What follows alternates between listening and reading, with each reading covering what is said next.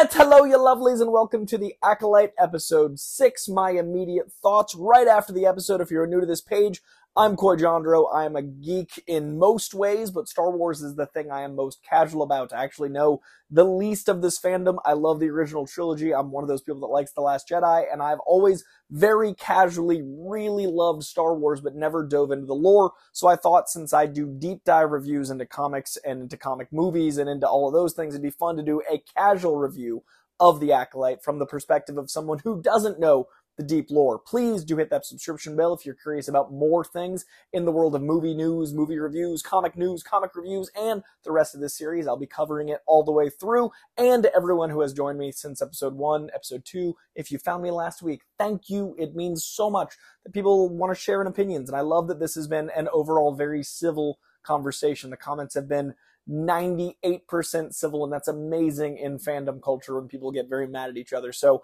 first of all, I want to thank all of you for that. Now let's talk about The Acolyte episode 6. This is a great episode. I loved this episode. I'm like so happy with this episode of Star Wars. For me, I wish we could kind of trim down this overall series down to maybe 6 total.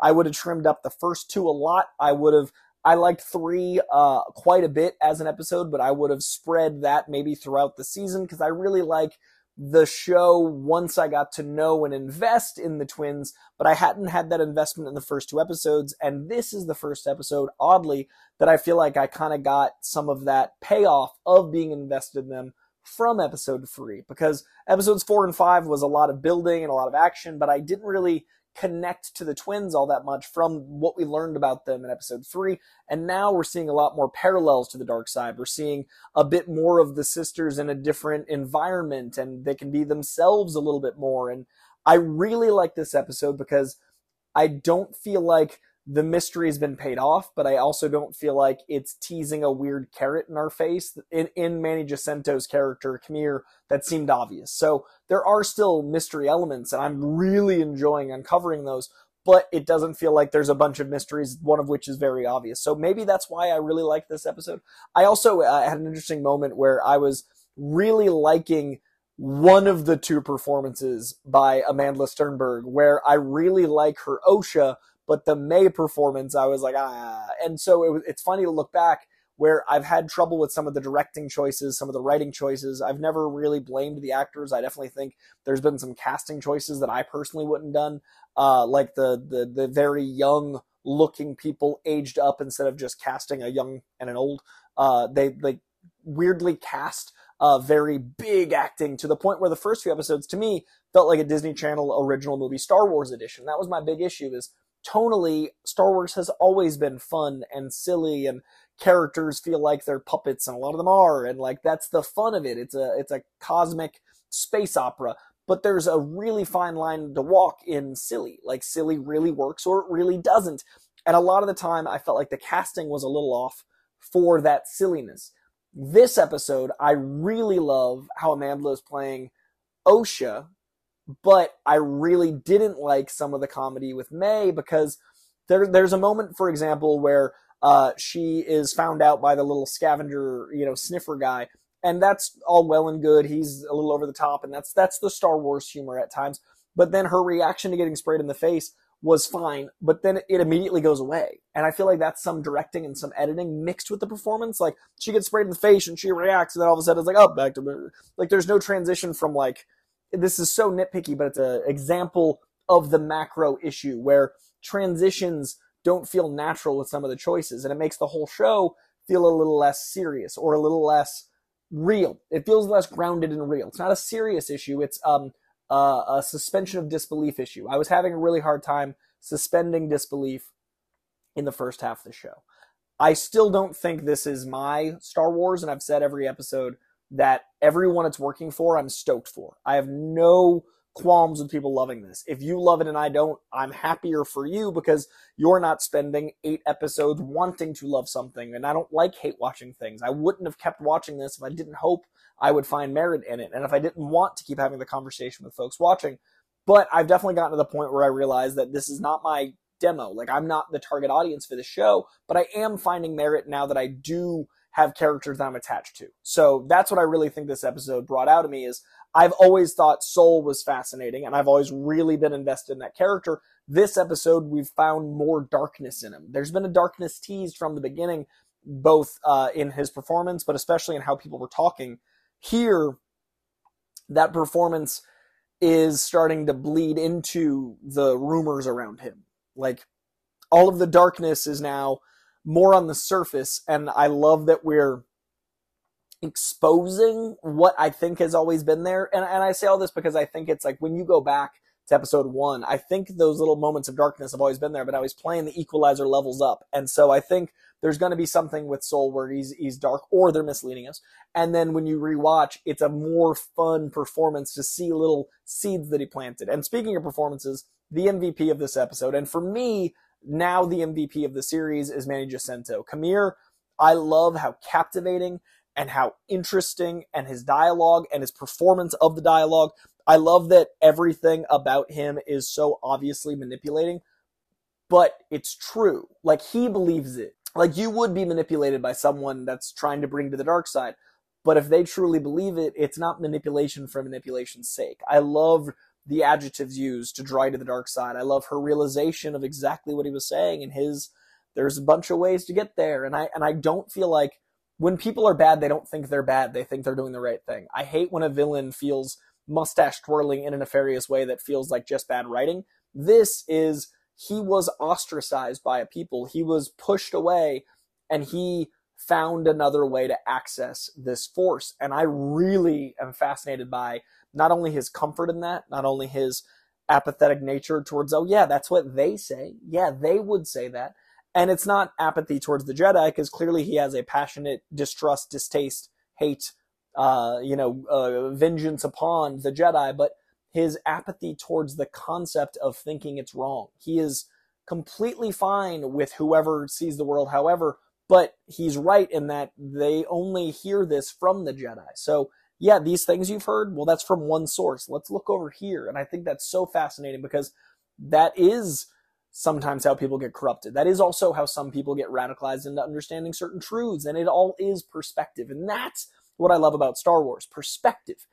I've always loved the war part of Star Wars, because I don't like war. In real life, I think war, I think everyone would agree war is awful. I, however, don't enjoy the nature of discovering non-fiction war. I don't personally like reading about it. I don't feel comfortable when there's just such a scope it's hard to comprehend. In Star Wars, I'm able to enjoy the fictionalized elements of it, to feel the weight of it, and it's more digestible. It's that Trojan horse of digesting horrible things and morals through fictionalized versions of atrocities.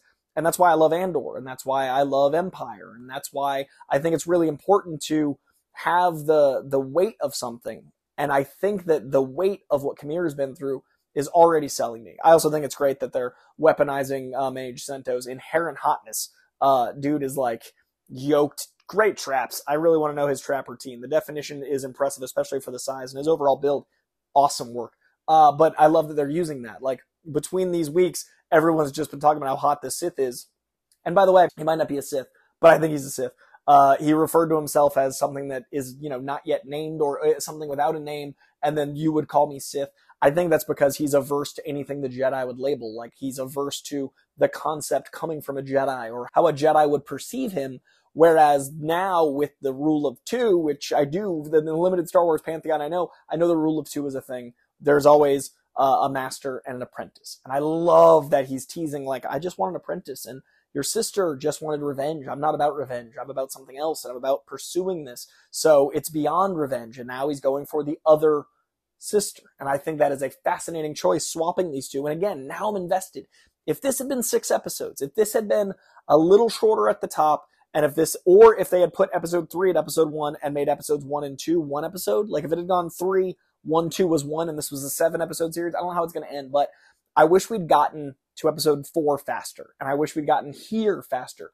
But now I'm here, and now I'm excited to keep watching the show. This is officially my turning point of I'm now excited for next week, as opposed to I'm going to watch this for the conversation. I'm not watching it just to have the conversation. Now I'm excited for the conversation. So this episode really sold me. I loved the last beat with the deprivation. I loved also those concepts. Not only did we get confirmation that the helmet was made out of that material that can nullify lightsabers, but the sensory deprivation, so he's not thinking, he's not seeing, he's not hearing, he's just one with the Force.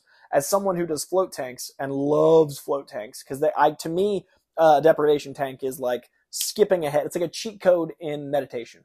It gets you to where if you've been meditating for 3 or 4 months, for me it takes a while. 3 or 4 months is maybe not as long for everyone else, but once I've been in a groove of meditating for a long time, I can get into this space where time is different and space is different and exploring your thoughts is different and then calming your mind is different. And a deprivation tank for me is like I can get to that same space in 15 minutes. I can, cheat code my way into this calm, into this thought process, into these thought waves. And I love the idea of that with the Force. I love the idea of that with that helmet. I love that she put it on and we get that Darth Vader sound, that so cool. Love that. That is practical in the story. That is good for the narrative of the story. That is foreboding and teasing things, but it's also using nostalgia in a great way. When fandom is done right, when these series are done right, when you use nostalgia in the right way, where it isn't just for nostalgia, it isn't just like, ooh, an Easter egg. When it actually serves the plot, I am overjoyed. And this was that Darth Vader sound design that serves the narrative, that also furthers what the Sith is, that also makes us more interested in Osha's journey. This is what I love about Star Wars. So personally, I'm stoked. That's what I wanted. That's where we are. I wish we'd gotten there faster. I've said that a few times, but that's really how I feel because I'd almost given up on the show, and I'm so glad I didn't. I really dug this episode of The Acolyte. Last week was incredible with the fights, but I still didn't care. And a lot of people didn't like that I, had so much investment in whether or not they were cannon fodder. I think plenty of movies have just random blank as cannon fodder, but when it's a story about the Jedi and the Sith and we're supposed to care about what the Jedi did right or wrong, if we don't care about any of the Jedi, it does affect my experience of why did I care about them dying. So now that I care about more than one character, I'm invested in Osha. I want to be invested in May. It's funny because it's the same actress, but I'm like, I just go back to Osha's story. But now that I'm invested in Osha and Soul and Qimir, and this is a story that has weight and emotional resonance for me. And I'm so happy if people had that before, but this is what I wanted. So those are my thoughts on episode 6 of The Acolyte. This has turned a corner for me. Genuinely excited for next week. Let me know in the comments below what you thought of this episode. Let me know what you think of this season overall. Let me know what you thought of my commentary. I'm really not into the lore of this stuff, so it's fun being ignorant so I can actually just enjoy it. But if I said anything wrong or if there's something that contradicts another thing Star Wars wise, please let me know. Don't be a dick, but I'm really enjoying exploring this, and you guys have been amazing about the fandom and welcoming me in. So thank you. I appreciate each and every one of you. Please hit that subscription bell. I'm trying to grow this page to 30K by Deadpool Day. Please like this video if you liked this video, and please leave one of those comments below so I can read. We can have a conversation about The Acolyte. So much love. I'll see you guys next week for The Acolyte. I will see you tomorrow for This Week in Comics with lots of news, including the Snyder Cut going to theaters, Marvel going to San Diego, my predictions of what's going to happen at San Diego Comic-Con, as well as the Hellboy teaser that came out. And then on Thursday, we're going to be dropping Deadpool comics that you should read before Deadpool and Wolverine, kicking off Deadpool month with Deadpool comics. And then the next day, Ryan Reynolds movies you should see before Deadpool. Some deep cuts in there from Ryan Reynolds filmography that I love. I love Ryan Reynolds. So lots of stuff as Deadpool month takes off. So if you're a Deadpool fan, please do subscribe because I'm doing stuff every single week as we reach Deadpool and Wolverine at the end of the month. All right, I'll talk to you guys soon. Bye.